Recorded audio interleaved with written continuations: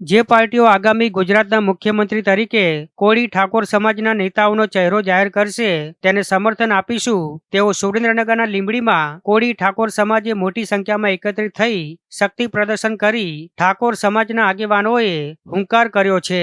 આમ ચૂંટણીઓ નજીક આવતા જ કોળી ઠાકોર સમાજ મેદાનમાં ઉતરી ગયો છે।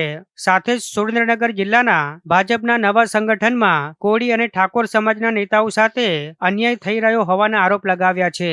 સંતો મહંતો અને ઠાકોર સમાજના રાજકીય આગેવાનોની ઉપસ્થિતિમાં સુરેન્દ્રનગરના લીંબડીમાં આ સંમેલન યોજી શક્તિ પ્રદર્શન કરવામાં આવ્યું હતું ઠાકોર સમાજના આગેવાનો દ્વારા, જેમાં અંદરો અંદરના વાદ વિવાદ દૂર કરી રાજકીય અને શૈક્ષણિક રીતે કોળી ઠાકોર સમાજ આગળ આવે તે પ્રકારે કામગીરી કરવા પણ સૂચન કરવામાં આવ્યું હતું। ઓબીસી સમાજમાં સૌથી મોટો સમાજ હોય તો કોળી ને ઠાકોર સમાજ છે।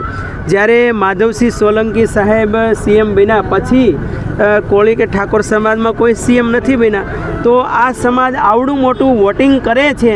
તો વર્ષોથી આ માંગ સમાજના આગેવાનોની અમારે બાબુ દાદા ભાલિયા અને જે યુવા કોળી ટીમ છે અને પરસોત્તમભાઈ માલકિયા સાહેબ બધા સંતોની પણ ઈચ્છા છે કે આ સમાજનો સીએમ બનવો જોઈએ, એટલે એ પણ અપેક્ષા રહેશે। જી।